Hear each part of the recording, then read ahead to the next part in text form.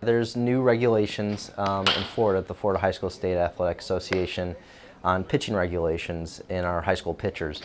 And it's basically based upon the amount of pitches you throw in a start and the amount of rest days you have. This has come about because it used to be that there were innings restrictions and not pitch restrictions. Inning restrictions are not really the best way to monitor workload.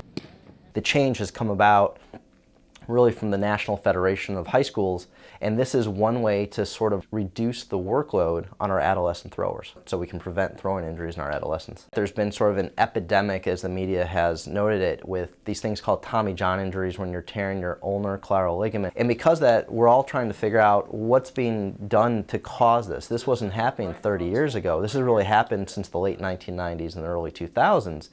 And what a lot of us have come to the conclusion of is that there is just too much throwing all the time. So I think studies that are being done all over the country and similar to studies that we're enacting here at the University of Florida are very helpful so that we can prevent these injuries from even occurring in the first place. We are starting a new study at the University of Florida. We are not looking at injuries. We just want to find out how many pitches are a young pitcher actually throwing off the mound when he or she is going to be starting in a game that day. No one has ever actually looked at the number of pitches a pitcher throws in the bullpen, during warm-ups, and live game competition.